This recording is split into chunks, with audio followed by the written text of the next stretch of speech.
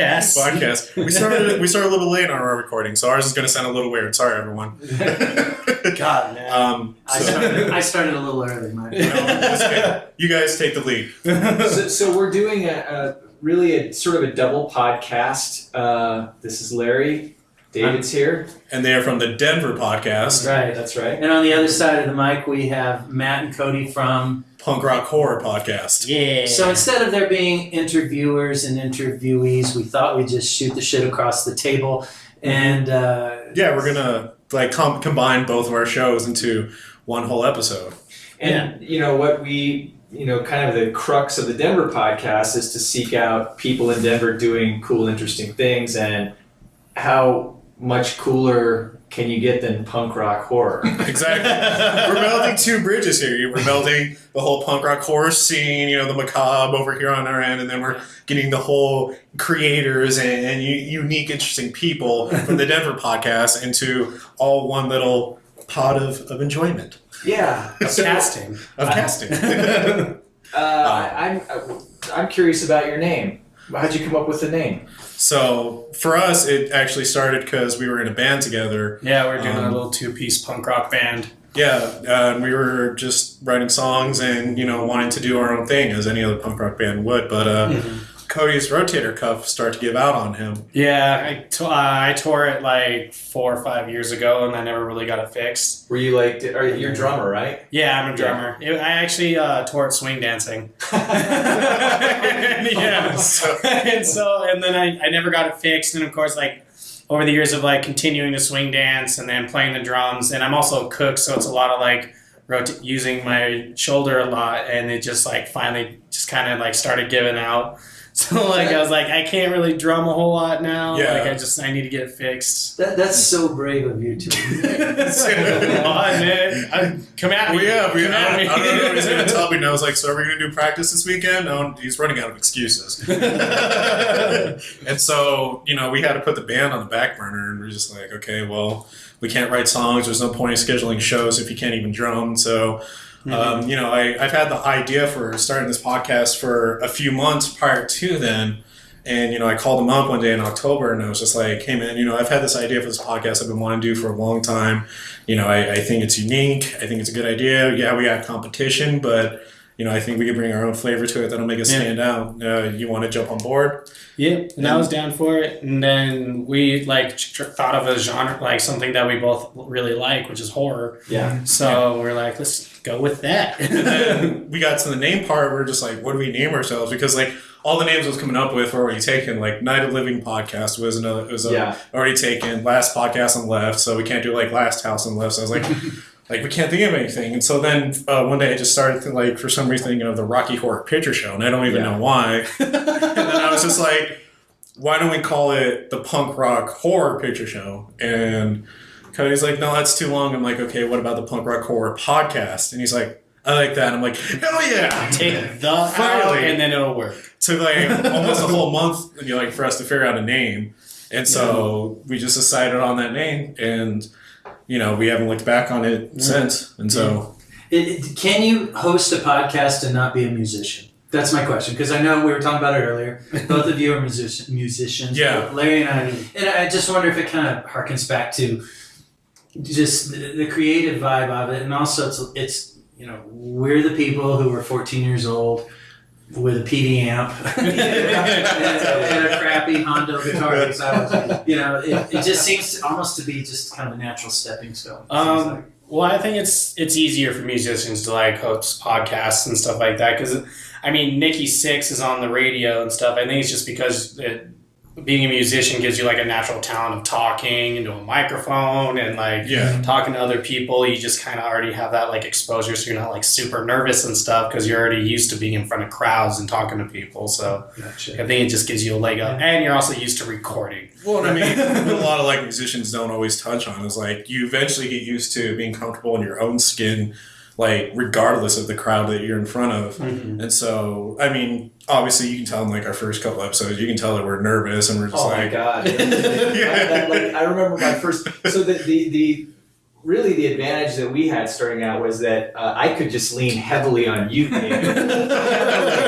Heavily on you. Listen, you just need to know I love to hear myself talk. I'm pretty sure all four of us do. So one of our earlier episodes, we interviewed an Avalanche player, and I was so far out of my element that I basically was like the recording engineer. Do you like hitting pucks? Yeah. When you score, it's touchdown, right? I'll tell you how far out of his element it was. It wasn't an Avalanche player. It was. It was a Mammoth player. I was gonna say, because when I went through your guys' sport. Well, because when I was going through your guys' catalog, I was like, I didn't remember seeing anything about Avalanche player, and I was like, maybe that's when he hasn't released yet. He's just dropping it now.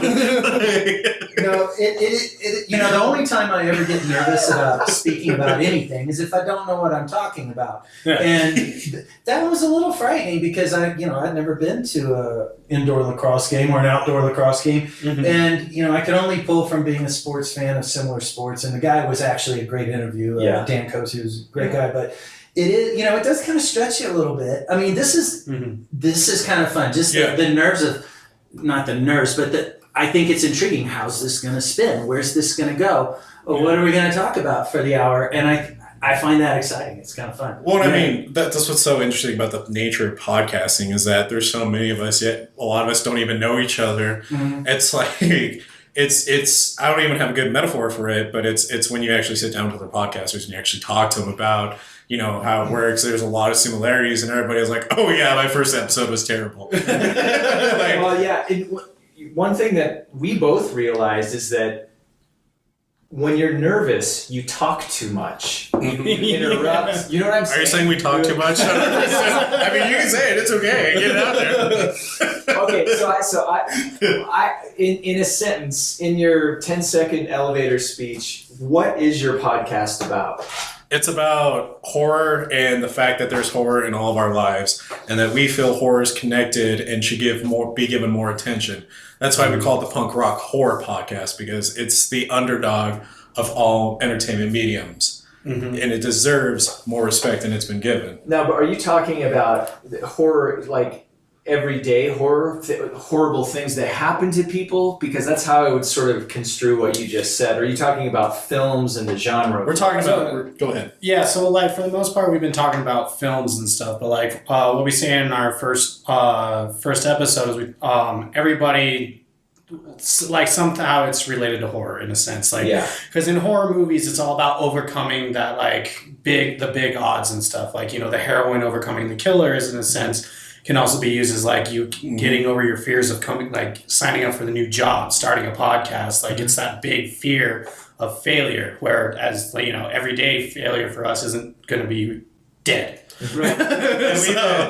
And we made that case in a recent episode is that, there's actual horror in the real world, and sometimes that is extremely terrifying. And so it's easier just to watch a horror movie and just, remember that I'm watching these people get chased down and be killed, but it's fake. It's fictitious. And so it's this way of me getting out this anxiety and this stress. Well, the line is, in real life, well, it wasn't so bad. Nobody died. Yeah. Well, in the horror movies, they do.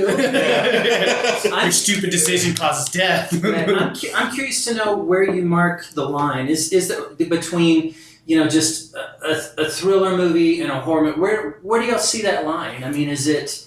Let me back up. So, as we were talking about before we started, I feel like I predate modern horror movies. I was watching B movies in 1975 with my dad on Friday night that scared the crap out of me. Yeah. And there's I think this movie, The Gargoyles, was a B movie. Oh my gosh! Have you seen that?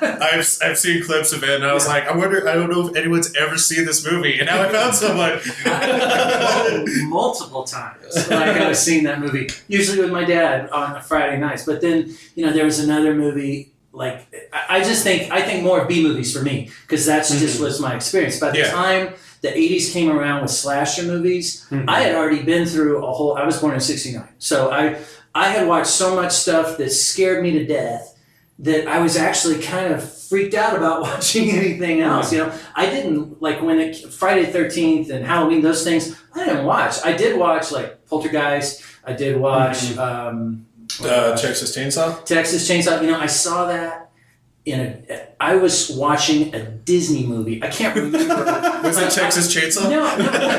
This is true. Like I was with my parents watching like Chitty Chitty Bang Bang or something at a drive-in, and there was a second screen with the Chainsaw Man. I'm like, this is terrible planning or wonderful planning. The beauty of drive-ins. Yeah. So, well, I'm glad to know that nobody else has seen that. So I have a question for you guys regarding horror. So Matt, what is your earliest, and maybe you've covered this on your podcast already, but what's your earliest memory of just having the crap scared out of you? Like what is that one event? Well, for me, when I was a kid, I like we've talked about the podcast, like I was scared of everything. Like even the itchy and scratchy shorts on The Simpsons, like that scared me. Goosebumps scared me as a kid. Yeah, that makes sense. But like even Goosebumps scared me. So I was scared of everything. But the first movie I watched all the way through that scared the living hell out of me was the remake of Dawn of the Dead. Because up to that point, all horror movies I've seen either had off-cam kills or, like blood splurted on the wall, but they don't show it actually happening, And so that was the first time I've ever seen in a horror movie where you would actually see the whole killing happen in one full flowing scene. And with how that movie's actually really intense and its pacing is really fast and in your face. And for, like an 11-year-old boy, it scared me so bad that the next day, I literally thought that there was going to be a zombified girl walking through my house in the hallway with like a disjointed mouth ready to bite my neck off. And that's the one that really scared me when I was a kid. How about you, Matt? Cody. I mean, no, it's okay. How about you, Cody? For me, it was the first Child's Play.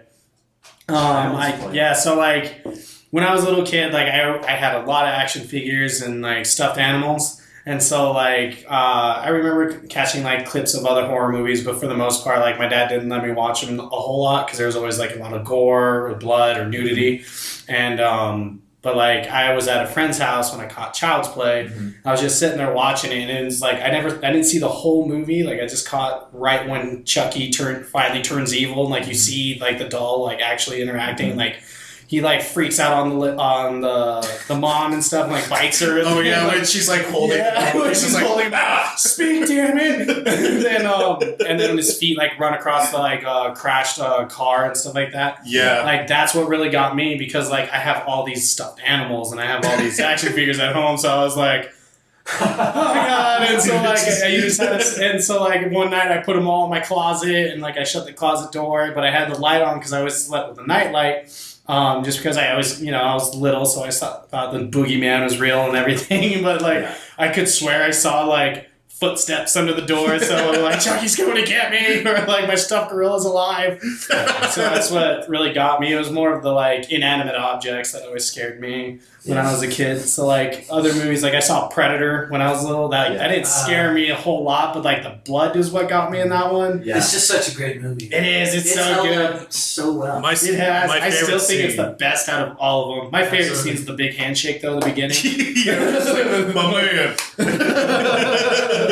No, my favorite scene of that movie is where like one of them starts freaking out in the jungle, and then all of them one by one come in and shoot at this one spot in the whole jungle. And, like they even pull out the minigun. They're just like, just like losing their minds, and I'm like, oh my god, talk about overreacting.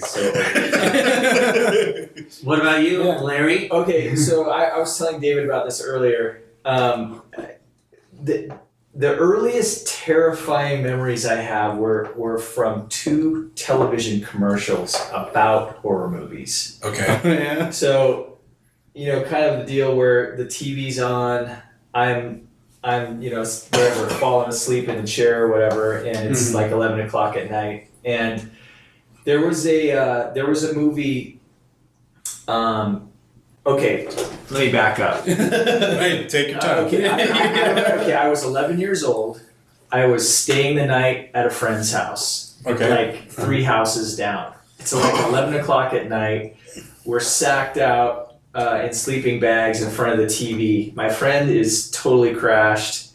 And this commercial comes on for this movie called Alice, Sweet Alice. And all I remember from the movie actually wasn't a horror film. It was about like drug addiction, but there were some weird flash scenes, and there was a scene of this ghoulish face with like super greasy hair and like green skin, and that image scared me so bad I bolted out of the sleeping bag and ran home in my underwear. Are you sure it wasn't a Misfits music video? Could have been, but no. It like affected me. And the second part commercial was for this movie called Magic about this ventriloquist dummy. I totally remember that. Dummies. And the commercial Those are the worst. It was just a black background and this dummy's face reciting this little like evil poem. And then the last words were, "You're dead." Oh my god. And that just... I was there, man. I remember that too. It was tough. That scared the crap out of me. Well, so mine, I asked earlier, like, what draws the line? Because the first thing I really remember being just terribly frightened about was a movie called The Town That Dreaded Sundown. Mm-hmm. And it was... Oh, I know one you're talking about. It was based in Texas, and it's supposedly a true story. And what really wigged me out, and mind you, I'm 6 or 7, right, is one of the women who gets, the co-ed who gets killed is Dawn Wells, who played Marianne on Gilligan's Island. I'm like, they're killing Marianne! Skipper, come help! So the guy wears this thing over his head, this white little thing over his head that he ties in a knot, and they're chasing him. In the last scene, I just thought, like, it stuck with me. It's a close-up from an overhead shot, like from a helicopter at the time, I assume. And there's this big voice that's like, some people say that the perpetrator died of his wounds that day. Other people say he was arrested for another crime. And the camera's opening up the shot, right? And it's Texarkana, and he said, but most people still believe he's alive and walking the streets of Texas. And I grew up in Texas, and I'm like, oh my God, he's outside the door right now. He's still alive. Yeah, that was just horrible for me. The other one, and I don't know which came first, but I was in the theater 6 years old when Jaws came out. Oh, I love Jaws And so much. It's still one of my top 3 movies. Yeah, I mine mean, too, as far as actually. just something that just scared the bejesus out of me and continued to scare the bejesus out of me year in and year out. I grew up on the coastal bend of Texas. We'd spend every summer at the beach, and we just couldn't get that far in the water. That's always something that I've always been like, and weirdly wanting to know what that felt like when that movie came out. And just because I've seen so many documentaries, I've seen so many people talk about it, like how terrifying it was for moviegoers to see that. And I mean, obviously nowadays with, what we're used to now as effects, it's probably, the effect is gone, but I really wish I knew what that was like back then, to just kind of like, be afraid of the water. I mean, that movie affected me. I couldn't go in the deep end of the pool because I always thought there was like a shark going to come out from like the little vent thing at the bottom of the pool. For me, it was Lake Placid. Giant alligators. Well, one thing is, I think it was 1975, so I was 6 years old at the movie theater. I have a 6-year-old. There's no way on earth I would let her see anything. I mean, it just rattled me so badly. And, the other thing that I was curious about, I don't know if y'all talked about this, but those notes, that's kind of just built into us now. That was such a frightening sound. And I don't know what makes that sound so scary. We really did just come out with 2 episodes talking about like sound and horror and why music and sound is so works important. and stuff. We actually focused on talking about some unique instruments that were even made and like used for horror movies. So funny enough. Well, and to kind of, I listened to part of it about the video gaming, and I own a 1981 Atari Asteroids console. I got it. And you're not retired? Go sell that. Well, we interviewed Zyla Duvall, who owns Hyperspace, one of our first interviews, and we talked a lot about that. But I read up on this machine, and it doesn't have the sound it makes. It's this bum, bum, bum, and it speeds up as you play the game. And every sound is a different sound card in that machine, because they hadn't figured out how to make multiple sounds out of one sound card. And the inventors, the creators of the machine talked about it came from that sound on Jaws. Like that. Oh, that's so That's cool. So speaking of Jaws, Jaws is my all-time favorite film out of every genre. Respect. I love it. And I do remember what it felt like. I was 10, I think, when I saw Jaws, and I remember having fear just to get in the bathtub. Seriously, I mean, I don't know how that even connects, but it was just like lots of water. Yeah. But over the years, just I've really that it's such an endearing film to me. I mean, I know that it's about a shark, and but it for many reasons I love that film. It was Steven Spielberg's.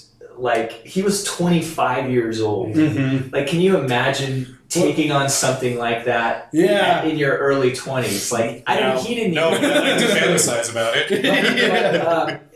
And I love, like, I'll watch Jaws anytime, any place with anybody, right. because there's so much cool stuff to talk about that's, like, not even related to the shark. And like the cool thing about Jaws is that's what started the summer blockbuster. Totally. Like, that's the film that like everyone gives credit to for lines down the that. block. Yeah. I was like, I'm the same with you about Jaws. Like, There's some that one would of my argue all-time with that, though, favorites. because some would argue that Star Wars was the one that did the like May releases, because that came out It's like not summer.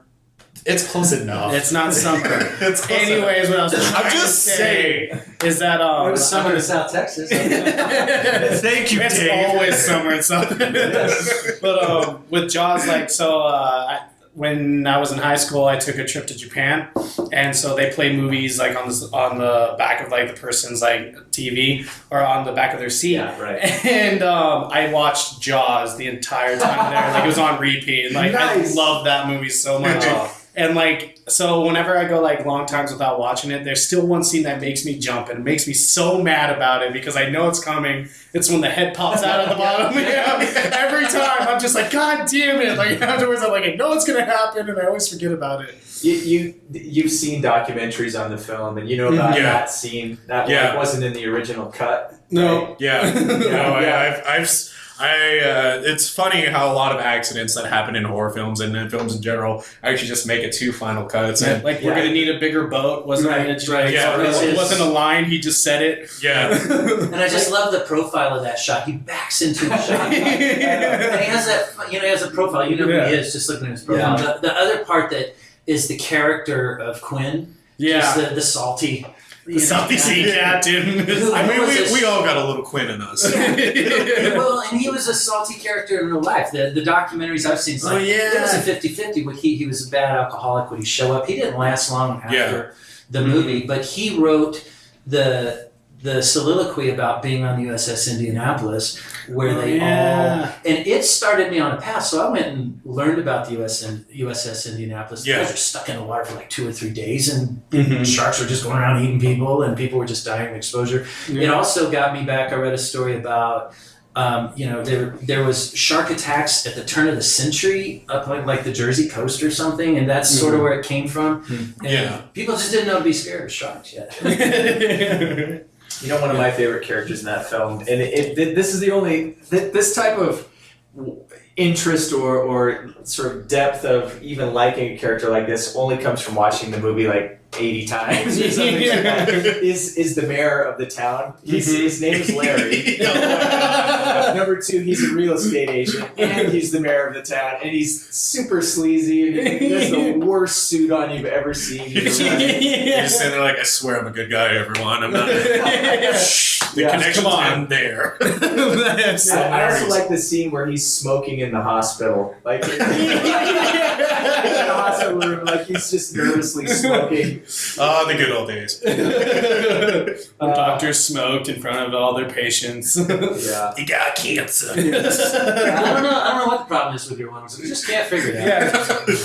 Okay, so Are you having trouble breathing? I have 2 other horror admissions. So another, probably the scariest short film I ever saw when I was, say, 10, 11 years old was a TV movie called Trilogy of Terror. Do you know Trilogy of Oh Terror? my god, that I think I've saw it maybe twice through my entire life, and I've been trying to remember what it was called. I know. Time. It was kind of obscure, but there's one. So it was 3 like 20-minute segments, and the one segment that scared the heck out of me and probably tons of other people was this segment that starred Karen Black, and someone had given her one of her friends had gone to Africa and brought back like a voodoo kind of a doll. Yeah. Okay. And this doll was maybe about 1.5 feet tall, and it had a little spear, and it was a magic doll. And when it wore this chain, and when this chain fell off, it came to life, and it terrorized the hell out of this woman in her apartment with its little spear. It chased her around the apartment. Yeah, just if you have 20 minutes on your hands ever, watch that segment. It's pretty great. Really awful bad TV movie stuff, but really great. And probably my latest horror experience was I saw about 7 years ago the scariest movie I've ever seen. For some reason, probably because I was raised in church, it's called Event Horizon. Yeah. Oh my gosh. That movie's fucking nuts. Oh man! Yeah, right. And they're just. I'm Sam telling Neill. you. Oh, I thought, because I'm kind of intrigued by horror. I don't love horror. I'm intrigued by it though. Like I'll watch horror trailers like to see if I'm interested in. Like I was afraid to watch. What's the movie where all the women go spelunking? The Descent. The Descent. Yeah. I wanted to watch that movie for like 5 years. So I watched the trailer. I read about it, and I just wouldn't watch it because I knew it would scare the crap out of me. But my friend Dan, obviously we recommend it. Yeah. It's really good. It was good. It actually is really good though. Yeah. It has a solid story to it. Totally. Don't watch the second one though. So my friend Dan goes, yeah, man, I just saw this movie called Event Horizon. It's like probably the scariest movie I've ever seen. And I'm like, how scary can it be? It's got Lawrence Fishburne, Morpheus is in it, And like you said, That's not Dr. Malcolm. What's Sam's character? Dr. Grant. Dr. Grant. Yeah. That's Dr. Grant. And that movie wrecked my sleep pattern for like 6 weeks. That one messed me up too. I'm telling you, it was terrifying. Like super, like all basically when there's lots of imagery of like mutilation and blood, I can't shake those images. Yeah. Well, I mean, that's the interesting thing that not a lot of people kind of realize when it comes to the horror is that just in general, our human nature is we're fascinated by macabre stuff. I mean, even when you drive by, a car crash, everyone slows down to look at it. Yeah. And it's, if you ever really take the chance to look back and think why, it's just, we've had this weird interest in it. And so, we've always made the argument, off of the podcast that horror movies are the safest way to explore that interest. Interesting. Because it's in a controlled environment. You can turn it off whenever you want to turn it off. And you can control how much you expose yourself to. Yeah, and like keeping the lights on, turning the sound down, stuff like that. Yeah, or even like knit. Be on your phone. Like knit? Like knitting? Yeah, like knitting. You can knit. Yeah, I mean... And that's I play my video games. When there you go. And that's the thing is that you can control how much you're. Do you knit?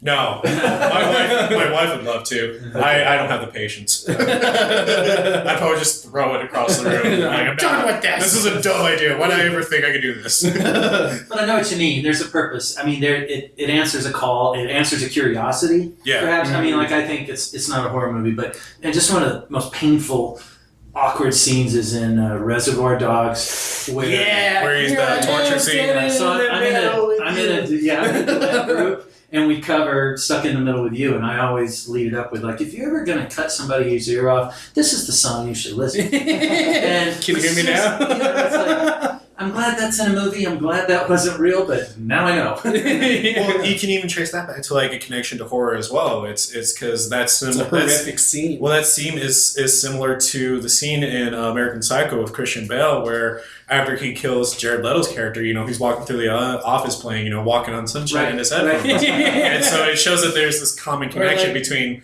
Christian Bale's character and Michael Madsen's character, that they're both unhinged, Mhm. and yet they find comfort in pop music. Right, and And like when he's like gonna hit him with the axe, he's listening to "Hit to Be a Square" and dancing. right, and I think the point is like this grotesque, violent, just horrific event is just mundane for them. It's just like Yeah, it's I'm just work. I'm gonna make a ham sandwich out. The other scene like that is the movie Fargo, where they're putting the guy through Yeah, he's the a wood wood chipper. chipper. He's getting all frustrated with the foot. I laugh every time I see that. I recommended that movie. My dad has a great sense of humor. I recommended that movie to my dad. I didn't tell him that his sister and his mother should be in the movie, in the room when he rents the movie. And like after a while, like my extended family thought I was an incredibly warped human being. I'm like, yeah. So that's not the reason. So, you know, like I was saying earlier, I kind of experienced a lot of stuff pre kind of 80s slasher. Yeah. And we had a show. Well, first of all, the other thing, like the thing I've probably been most scared of in my life for the most period of time is Bigfoot. Because there was a fake documentary movie, something or other, that I saw as a kid called The Legend of Bigfoot, as I recall it.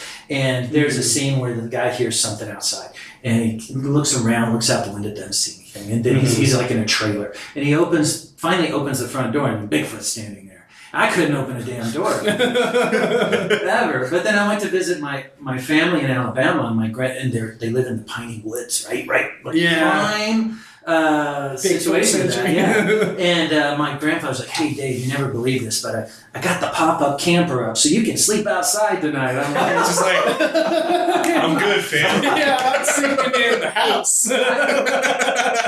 man, all the animals, the crickets, they're like, I made it like 15 minutes. You know, I can't believe they did that to me. Well, for me, like I kind of relate to that with American Werewolf in London. Mm-hmm. Oh, yeah. I love that movie. First of all, Yeah. before you continue, can we give like a nod to how well the effects are in that movie when he transforms into the wolf? Oh, like, it still holds up today. Like I have so well yet done. to see like a werewolf movie where the transformations like that smooth, that graphic, and just like that done well. What about Fright Night? It wasn't as good. The original. Still wasn't as good. Really? I disagree. I don't know.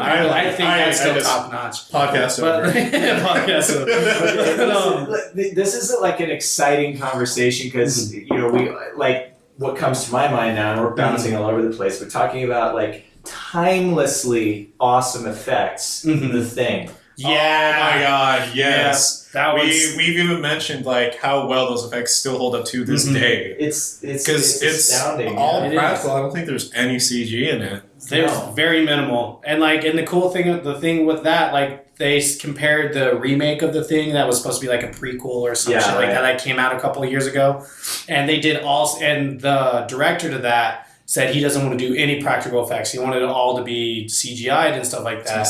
And every single person who went and saw it said it was garbage. Just go watch the original. It still holds up today. Like, and it was all practical. Like, oh, that scene where he does like the defibrillator. Yes. Dude's chest opens up. Gets me every time. Well, speaking of things, I mean, what year did Alien come out? Was that 19? 90. Yeah. It was the 70s. It was the late 70s. Yeah. Because that, I mean, that scared the bejesus out of me. Yeah, that xenomorph. Yeah, just Yeah. Well, that scene, none of the cast and crew knew about it except for the guy who was dying. Yeah. So like where they're all freaking out with the blood splatter and stuff, that's all them actually freaking out from like this thing popping out and the blood and guts like falling on them. Wow. Ridley Scott's the best prankster ever. I had to remind myself like that's in space. That can't happen here. That's in space. But that was the first like monster like that just really like. Aside from Bigfoot, I mean, that was the first like that. I thought that was done really well. I don't know if that registers on you guys' level of effects, but no, it does. Like that movie still holds up today. Oh, like, even the pacing, not as much, just because it's so slow. But like, I think it still adds to it. Mm-hmm. And I also like the fact that it's one alien. It's not a mob. It's just one monster chasing them all and stuff like that. And like, it's so good.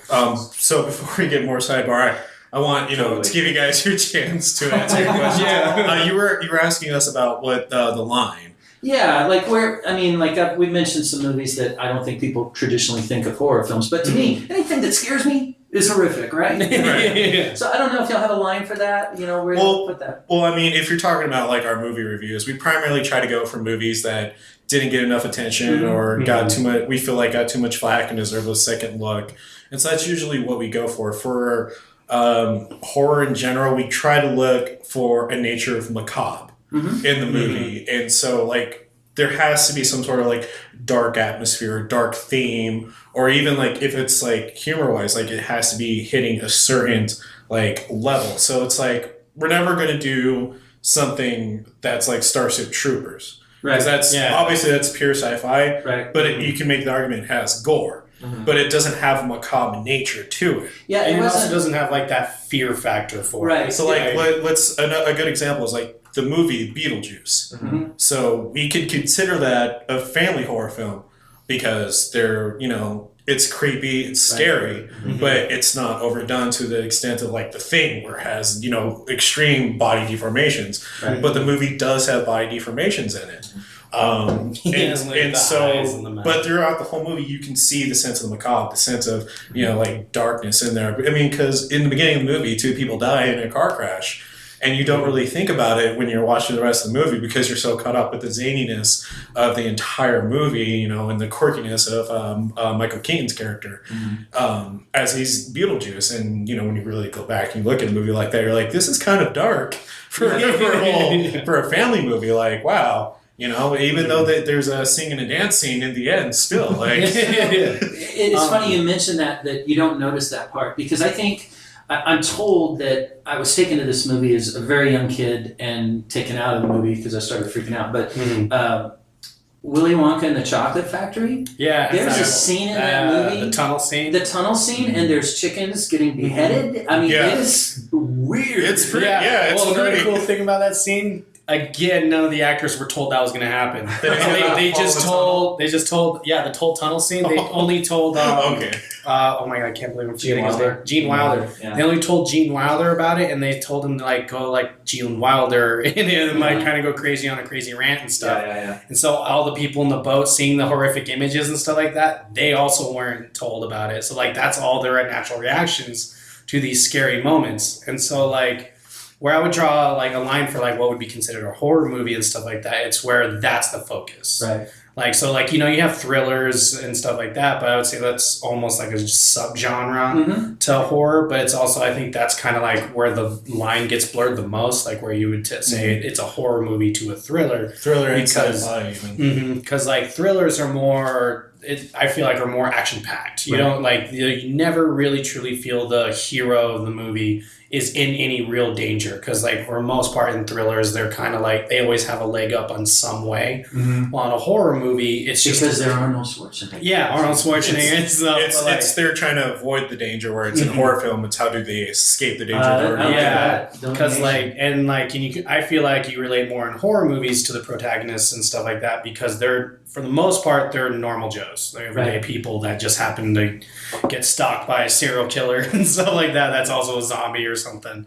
Right. So, do you know that feeling when you see a horror movie and you just feel sort of bent after you get out of the theater and like if you see the movie at like a 1 p.m. matinee or something, you get out, it's still kind of light out, maybe sun's starting to go down a little bit, and you're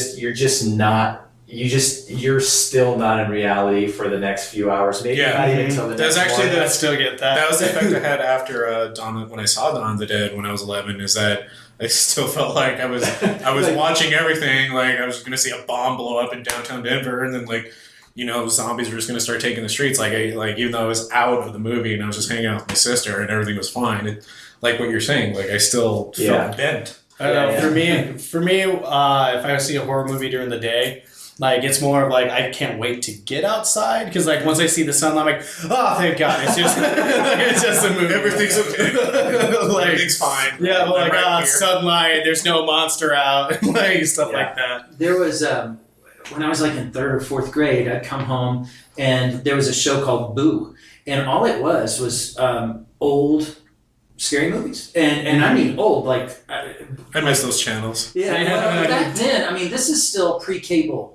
Right, so I mean, you just watched what was available, but it was kind of cool because they had, you know, the old werewolf movies, and Yeah. I spent a lot of time being scared of Frankenstein as a kid. Sure. You know, He used to be and- my favorite old time And villain, it like was, old it time was just monster. strange because of that. Because I'd watch them and it was still daylight, and I would have to get away from it. You know, I'd watch it a while, get scared. I'm like, I gotta go see people and get outside and kick a ball or something. But the Frankenstein we had a weird situation in the house I grew up in because it was like a 1960s house, and the sconces in the hallway to my parents' bedroom, I swear they got them from the set of a Frankenstein movie. They were like wrought iron and green glass that was made to look like a melting candle. And it shot all these crazy shadows and stuff, and it was a race to get to my parents.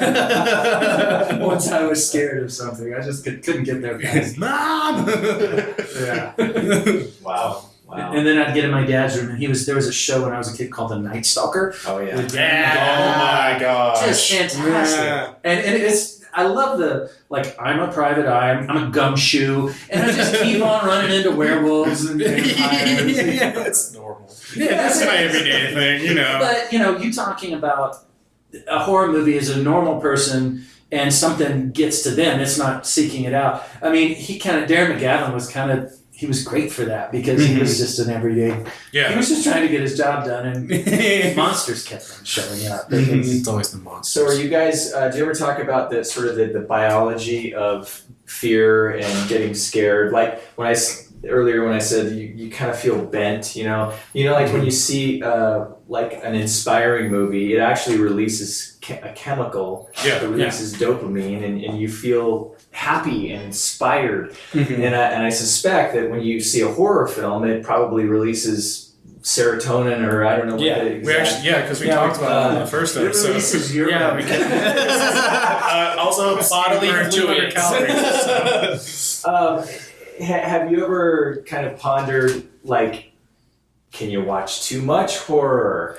Can you? Yeah, you know what I actually, mean? we covered that in our first episode. We did. We So went into what's that. what's your take on that? I mean, you can always have too much of something. Yes, That's the fallback Everything answer. in moderation, right? Yeah. But I mean, there's been times where I've overdid it with horror films, and I've had nightmares about monsters, and stuff, and I think it is possible to overdo it, and I think you have to moderate yourself, and you have to be careful how you do it. Like, I always suggest after you get done watching something that generally scares you, watch like an hour of cartoons. Whether it's Simpsons, Family Guy, or even Transformers. Just Reel it back in. bring it back, whatever brings you back to reality. Yeah, so that's how I feel when I binge like horror video games, because I really like horror video games. And, I've been binging Binding of Isaac. And so I played the shit out of that on my PS Vita. And it's not really a scary game, but it's all horror elemented. Like everything's scary Very until you're like your main character and stuff. And like one day, I played it for 4 or 5 hours because it was my day off. I just wanted to play that, and I was just listening to music. And I went to bed after it, and I had a horror, a nightmare, and it was all the monsters from that game. And I woke up the next day, I woke up just before work, and I was like, I need to watch something. I watched New Girl, so I can get some laughs and stuff like that afterwards. Yeah, that's my son's favorite game. Oh, is it? Really? It's so good. Small world. He's played through all of the, add-ons or extensions. The DLCs and stuff. DLCs, and he spent hours, hours beating that game. He's beat it maybe 3 or 4 or 5 times, something like that. But tons of time. It's a really good game. It's fun, and but again, I like it. I like it because it kind of gives you a little bit of the power against these nightmares and stuff, because you collect these power ups, and so you have that feeling of really good accomplishment when you defeat all these nightmares. And I think that's also what another thing that horror movies do well when they have the happy endings and stuff, like the heroine or the hero defeats the monster. Right. It gives you that happy ending and has all the happy music afterwards and stuff like that. So but this game doesn't give you a happy ending. No, there's no happy ending. No. Yeah, you're just you have that one segment fuck you, Satan, and then it shits on it afterwards. Yeah, right. So I'm curious, as far as what's coming out now, how do y'all feel like there's just as good as stuff, if not better, coming out now in this genre than there has in the past? Sorry, I didn't mean to jump in there. Do you want to take head of it? Yeah, so like right now, so we kind of covered it a little bit. I feel like there's another boom in quality horror movies and stuff like that, and I think it's because they're starting to branch out a little bit more. Yeah. Like we talked about in one of our episodes when we were talking about paranormal, how like there was this boom of paranormal movies and they were really good and solid, and then they just went downhill, and then they disappeared like within like a couple months of each other, and then there was the boom again with Insidious, The Conjuring, and then they got all those sequels and stuff. Yeah. We feel like now the horror is kind of starting to get a lot more attention with like a quiet place. I think that's what it's called. Yeah. And Get Out, Annihilation. It is now the highest grossing horror movie ever. Wow. Yeah, the remake. It's definitely kicked ass when it came out. And so, like, I think because filmmakers and directors and writers, they're starting to go more like, we don't need blood and gore to make a good horror movie. Because, like, I said on one of the episodes, like, some of the best horror movies I've ever seen were PG-13. Yeah. Because you have to do more with less. You can't just throw blood and guts. And so, like, I think there's been a higher quality of horror movies on the big budget.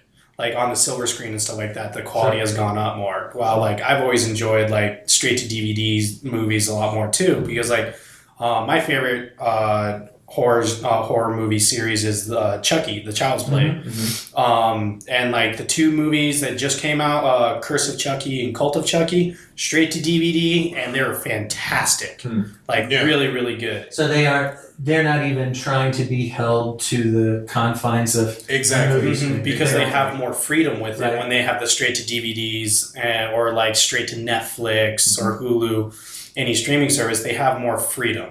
And so I think like A Quiet Place, John Krasinski, he wrote and directed the whole thing. So he had the freedom of the whole entire movie. And I think that's why it's so good, is because he got to see his dream and not some production studio or producer saying, we need tits, we need blood, like to make a good horror movie. Right. I guess it did get pretty formulaic. Yeah. Well, what I want to go on with what Cody's saying is that I think it's because of TV that it's gotten more important, because because of the internet, because of hype. You've seen shows like Supernatural, Walking Dead, True Blood, American Horror Story, even Game of Thrones. Those I'm going to talk about in Game of Thrones too, but those gain a lot of attraction and gain a lot of attention because they're able to show that you can have solid storylines in horror. And I'm a huge gore fiend. Like, I like gore. Like, I've always been a fan of it, and the art and the hard work that goes into pull off the effects. But we've always been the case that there's also art in horror films, that there's the artistic ones, there is a soul, people can connect with it. And, we've even talked about on episode 3 how we, have a friend of mine who was able to connect to American Horror Story because she went through something very similar in one of their story arcs. In Freak Show, and like that just shows even more that horror isn't always just in your face, blood, guts, gore, boobs, all the time. That you can connect with it and you can get a lot of your negativity out of it. I mean, for me, that I struggled with like depression, anxiety my entire life, and horror in horror movies was just always something where I felt like I didn't have that, like I didn't have depression, I didn't have anxiety. It was something I felt safe in. Because it's like no matter what I was going through, at least I wasn't being chased down by a mutant with a machete. And I think you're right about TV, and I think just Netflix and Hulu and HBO. There's so much amazing. Not just with horror, but there's so much amazing content now. Yeah. I mean, when I was a kid, there just wasn't that much good stuff to watch. I mean, there was a handful of things. Now, like I just started watching Stranger Things. So good. It's just great, and it hasn't had any gore to this point. I don't know if it will, but it's pretty scary for what it is. And I just love how it mixes in the kids in the storyline and taking this whole thing from the kids' point of view and how are they going to figure this out? And, talking about, feeling a storyline and it being scary, like watching one of the characters who's obviously just been through horrific things and she's a child. I have kids. It's just like, it's unnerving, and it's not real, It's a good thing. Good thing that's not my kid. Right. I mean, like, because even if you look at The Walking Dead, if you watch any of their content, they have a lot of gore in it. Mm-hmm. Heck, in season 2, they had a soggy zombie in a well. Yeah, and when they that pulled splits up, it apart. fell apart, and all of its guts fell out, and it Mhm. showed that. And it's on a cable network. Right. Like, but people still, I mean, maybe not as much lately because they've been doing too good with their storylines as of late. But at the time, people tuned in. People wanted to watch it because there was actual good stories to tell. You were getting involved with the characters. So, I mean, that's what I take it to, is that TV shows really got that attraction. And then, you know, you see Get Out come out, you know, and Jordan Peele, he won awards for that, which, I mean, I can't remember the last time a horror movie won, you know, that big of an award before. Not saying that, like, any other awards are, you know, less significant, but it's since, you know, what is it, the Oscars on such wider scale, it brought more attention, you know, and you see the same with seeing something that wasn't just like a dramedy or a comedy or a drama film, like that isn't Oscar bait, actually like win awards at the Oscars and stuff like that. That's really cool, let alone a horror movie. And that's why, you know, we're very passionate about that, and that's why we call it the Punk Rock Horror Podcast, is that, you know, horror is a lot more important than people give it credit to. It's like the punk rock of genres in movies. Stick it to the man. I mean, it really affects everybody differently, right? Yeah. Like you brought up American Horror Story. I tried one episode of American Horror Story and it freaked my butt out. Which ones were you It was watching? episode 1 of was it a freak show or called Asylum? Oh, Asylum, yeah, Like that's the season first 2. episode was enough to make me go, That okay, was- I don't need was to put nuts. this in my mind. Yeah, no, that's real. Asylum's considered the scariest out of them all. So like, Oh, okay, so I started with the wrong one. I recommend Freak Show to everyone. Freak Show's pretty good. That tends to be a little more balanced out of all their But seasons. I guess where I was going with that is that even though I don't love horror, I do like several horror. Like I love, you know, The Shining was my favorite movie for a long time when I was much younger. And you love Jaws. Jaws. And again, I don't really. I mean, that is a horror film, but it's so much, has so many other facets to it. But so but everybody has some connection with horror. Yeah. Whether it's sort of a negative connection or you know, like more of an inspiring connection, like you mentioned there. Yeah. I do think, like you said, it's whether you want to admit it or not, it's connected to you somehow. Yeah. Right. Yeah. And it's funny because you mentioned American Horror Story. My wife loved that, and she has a friend of ours that she went to college with, Charlie. They are horror movie buddies. Like, when they want to go see a horror movie, one of them, they keep in touch about that. And that's their little world. That's what they share. You know, so it's kind of a cool. I hope that's all they share. No, it's that fun little connection they have. It's the one thing they have. What else? What questions do you have for us, guys? Well, before we continue on, we're at the 52-minute mark. I know, we're almost done. Wow. We can do this in 2 episodes if you guys want. No. So, how did you guys start like wanting to do a podcast and everything? Boy, it's not as near fun a story as yours.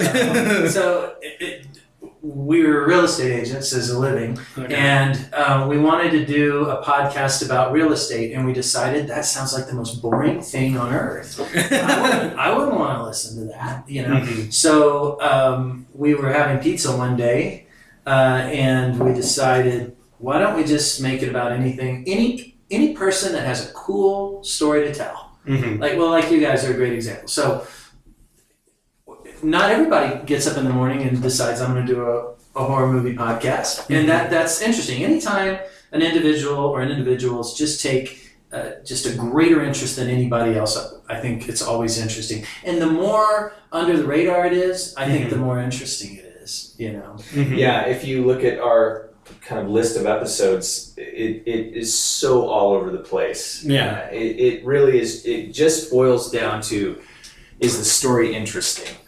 You know, it doesn't have to be about business or any sort of artistry, or you know, it can really be anything. Years and years ago, and this has always stuck with me. There was a David Letterman episode. He used to have stupid human tricks. And this woman came on, this young woman, and she played tuba, and she sat there and just went crazy on the tuba.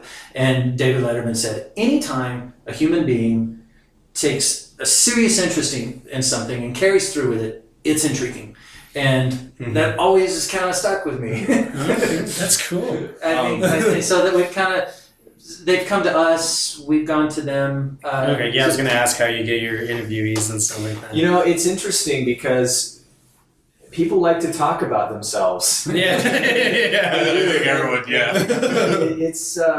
It's really easy to get people to say, sure, I'd love to be interviewed on your podcast, which is great because that's been the easiest part. Probably the most difficult part is just overcoming, for me personally, like, I've never done this before. I don't know. I didn't know the first thing about podcasting before we got this started. Yeah. As most podcasters. Trying to be critical and becoming a better interviewer so it lets the guests shine more. Like I said earlier in this podcast episode, one of the first things I notice is I just talk way too much. Yeah, and I think you noticed that there was a lot of first episodes or a lot of podcasts. And it's out of nerves, being nervous, Well, it's because it's the whole anticipation of like, how are people going to receive this? Yeah, like, sure. Like, I'm ready for a negative criticism, but I mean, what's that criticism going to look like? Like, how's this going to land? Yeah. Have you ever had anybody like anybody who wanted to be interviewed or whatever that you were kind of like, it's not really part of the thing, like part of what we're like looking for. What Cody's asking is, did you have to turn some people down? Yes. Yeah. Okay. You don't have to say who they are if you. Well, you feel comfortable with that. And it really is what I've found is that I get a lot of emails that are from people or marketing companies trying to expose their client or trying to gain sort of notoriety for something. People that want to use this as a leg up to develop more local sort of celebrity or awareness. And while I think that's great, I don't want this to be a marketing tool for people. Yeah, because this is your guys' thing. Yeah, I just want it to be, a really pure collection of stories that are local and highlight people that people should know about. And if marketing happens from that, great, But I want to lead with the story, not with that point. I always feel like, I always feel like it should feel afterwards that I'm glad that story is told. I'm glad that's recorded. I'm glad, like we did, one of our first ones, and we're still kind of figuring things out, was Crutches for Africa, David. And this human being is doing more with his life, with what he's been given, than anybody I know, he and his wife. And they've put something like 120,000 sets of crutches to people who didn't have a way to even stand up in Africa. Cool. I mean, and I'm like, that's impressive to me. And he's just you and me. And I think people need to know that. And so I'm proud to do something like that. Capture moments. Like, Larry did the Kip Winger interview on his own. I wish I could have joined him. But I think that's a phoenix story, if there's ever been one, rising from the ashes, just going from the top to the bottom and pulling yourself back up in the most unusual way. Nobody would ever expect that. We really liked that Winger episode. That was actually, because I listened to that a couple times, because it just, that interview seems like it just seems like you caught a diamond. And then it fell in your lap, and like, you guys rocked it. Like, my favorite quote from that, and I even told Cody it, was what Kip said about not being at the mercy of anyone else. I love that. And I really liked that, and I was like, hell yeah, man. I asked him that because of my daughter and her sort of her arc in her life now, because she's really, really excited about being a musician and writing original music, and man, that was a great bit of advice. Yeah, that was really tight. And I mean, going off what you said about you don't want people to use this as a marketing, I mean, what's so unique about your guys' platform for your podcast is that it's guaranteed exposure. like, even if you're not attending it. I mean, even for us, when we bring on, Code 3, when we bring anyone on, it's guaranteed exposure. Mm-hmm. And so, I mean, I guess, like, the question I want to ask of that is, like, how do you navigate that line when you can tell someone's purely just using it to get a leg up for themselves and not trying to make it a synergy kind of thing? Because I felt like we were kind of lucky that you guys replied to us, that you guys wanted to do this we were with us. super excited. Because we're like, yes, this is exciting. We had a whole rant about vaccination deniers, and I was like, are they going to really want to talk with us? Your email came in, and then we just kind of like have an instant, we sort of know instantly, like, yeah, that sounds great. Let's do that. Well, this was a no-brainer because wait a minute. Punk rock horror. Of course, we've got to figure out what's behind that. Yeah. Honestly, the first thing that happened when I said that was we started talking about what scared the crap out of us. It's like, wow, this could be a really fun conversation. Yeah. So I think that, and also one thing that I hope that is a component of each interview somewhere is some bit of inspiration. Here you guys are. You get, you blow your arm out swing dancing. By laying down those moves. Yeah. I just hope that was like throwing some. It was. Actually, I was like, just come on. So we were trying to do this move called the Knickerbocker. Yeah. And that's where she leans into one of my arms, and then I like just kind of help her flip right over it. Right. And so she didn't jump quite enough for it. And so like when I went to pick her up, I also I tried to flip her wrong. So like I'm supposed to lean into it and like help her over by turning into it. Mm-hmm. And I didn't. And I just tried to do it with my forearm, and I just felt the pop, and I was like, nope. And I just I still held her up so I didn't drop her, and I set her down, and I just laid on the floor, and I was like, ah. You just went to the bathroom and started crying a little bit. It's crazy that moment changed the path of your life. Yep. This wouldn't be happening if that hadn't happened, right? Yeah. But I just think it's really cool too that you guys like you said earlier, Matt, that there's competition out there, but honestly, I don't think there is any competition out there. Really? Because shots fired.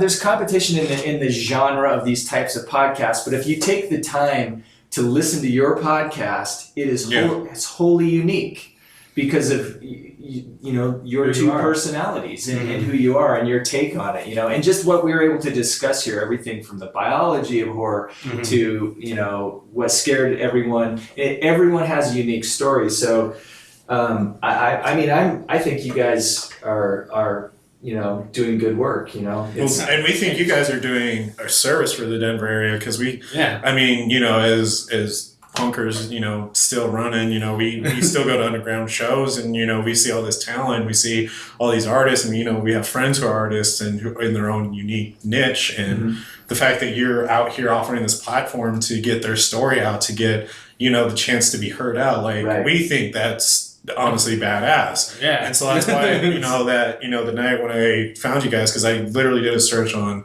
Google, I was like, we need to start connecting with other podcasters. I'm going to see if there's any podcasts in Denver that are still running strong. And, we found a couple sports ones where just it's not really our niche. And then we came across yours and I was like, this is exactly like what we need. This is the perfect bridge for our content and their content, because not only is their whole platform about interviewing, but we need not only a little exposure, but we need to also connect with people. We need to not be so introverted about what we do, and just introvert about who we talk to, and so. And it's strange about exposure because you want, we're just like with the software we use for this and you guys use for this, you can kind of see what's going on.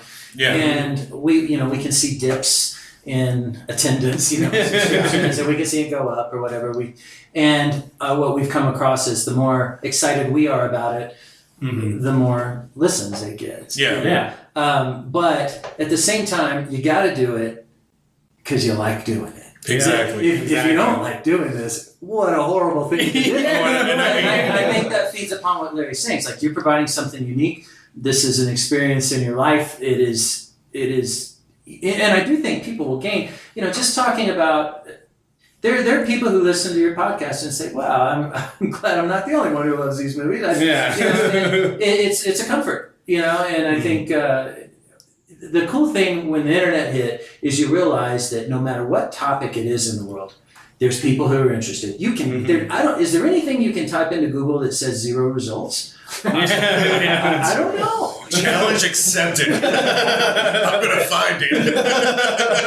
And then invent that thing. Exactly. I don't know how I became a billionaire. It was all just one weird trade. I think I blacked out for part of it. Okay, so just going around. Okay, so all-time favorite horror film. And I think we covered a little bit. Mine's Jaws. Mm-hmm. You said yours is the Chucky series, but which of that is the one? It's probably... Oh man, it's a tie between the first and the last one, honestly. Do you want to come back? Yeah, come back to me here. Evil Dead 2. Evil Dead 2. That is my favorite. You stole my thunder, man, but Jaws was Yeah, I mean... I will say this. When I saw Jaws, I saw it in a double feature. That's how long ago this is. There were double features. In the movie before Jaws... There's still a drive-in in Fort Collins that I go to that does double features. There was the first movie was a movie called Hiss, about a guy who turns into a spider. I have that movie. I remember thinking it was... Is that how you pronounce it? Yes. For a long time, I just get going... Because that's all the hisses, and I'm just I never realized to call it hiss until now. That's how I asked my friend. I was like, hey, do you want to watch this movie with me? And what is it? And then she's like, what did you say? I said, I think your call dropped out. No, I'm literally telling you the name. All right. Okay, second question is most obscure movie you think most people haven't seen that they should see. Oh, God. Mine's Grave Encounters. We already have one. Never even heard of it. Exactly. Is it how terrifying is it? Okay, so when I first saw that movie, not a whole lot of horror movies, let alone paranormal movies, really scared me. Mm-hmm. I almost pooped myself at least twice in that movie. We went over it in one of our episodes. Over the top scary. And the effects are done so well, and I also like it because it makes fun of Zach Baggins. Aaron, I know if you listen to this, I'm just jabbing at you again about it. Jab at code 3. Yeah. but that's Grave Encounters. Yeah. People should see this. Yes. Yeah. Okay. Oh man, there's a huge catalog that I could just pick from. For me, I think my most recent one would be The Void. I really liked The Void. It was a whole crowdfunded project for this one indie film, and it blew me away because I thought it was going to be just your stereotypical kind of intense horror movie, run away from the killer kind of thing. I thought that's what it was going to be, and it turns out to be this huge H.P. Lovecraft cult film, and actually has practical body deformation effects like The Thing in the movie, and it's actually really phenomenal for how little of a budget it has. How old is it? It's maybe 2 years, 3 years old. How about yours? It came out 2009. So they're pretty recent films. Yeah, semi-recent. Yeah. Oh man, I don't even know how to answer my own question. Do you have anything? Yeah, I was looking it up to make sure I wasn't making it up.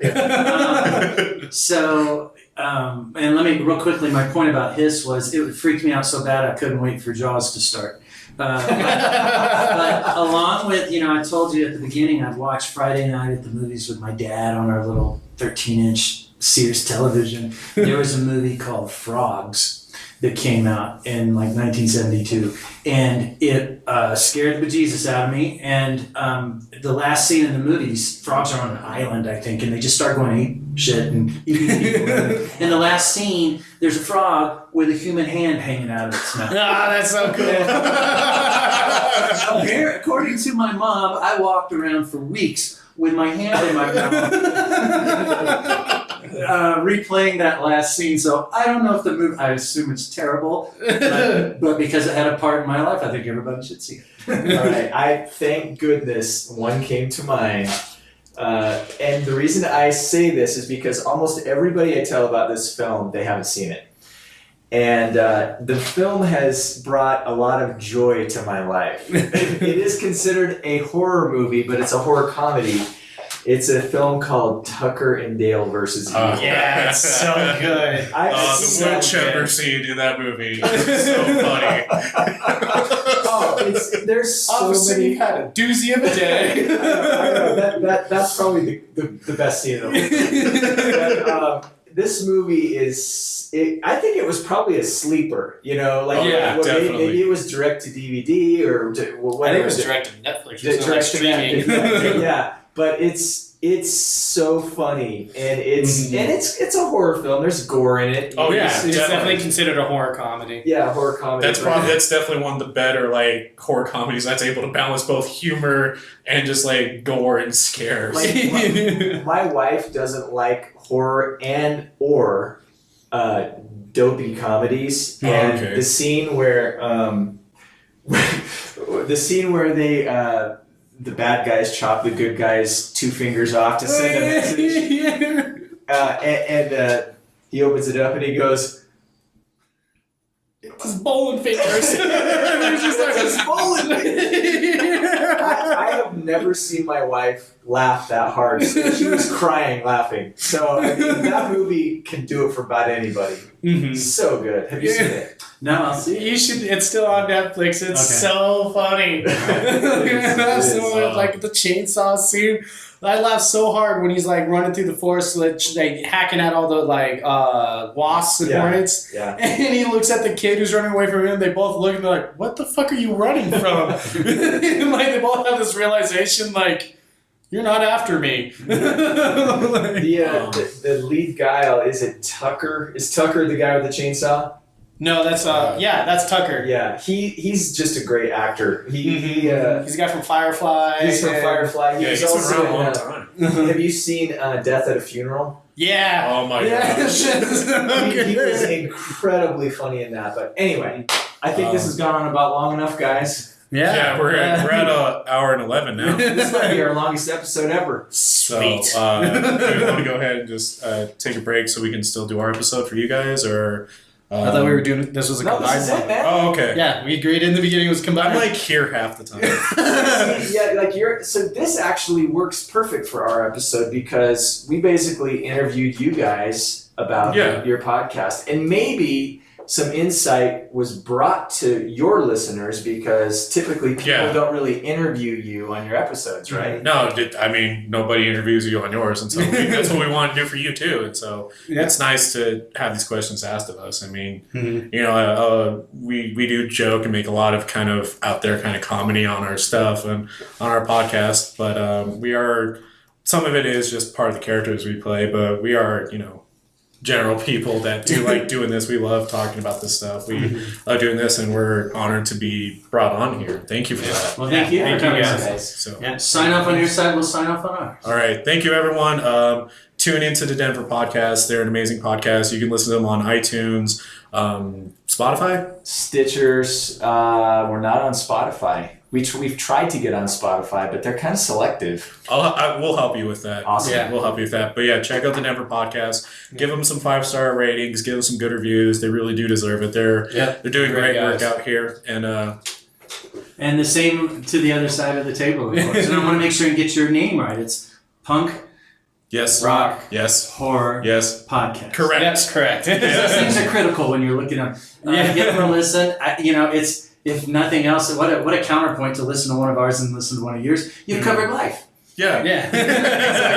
What else do you need? It's all the same old spiel for us. If you don't like what we're doing, please consider supporting us on our Patreon. Like us, follow us on Facebook, and on our Twitter at officialphp, on Instagram at Punk Rock Horror Podcast, hashtag PHP Podcast. And give us those great reviews, everybody. All right. Thank you again for tuning in, and have a great week. Bye. Bye. Signing out. Bye-bye.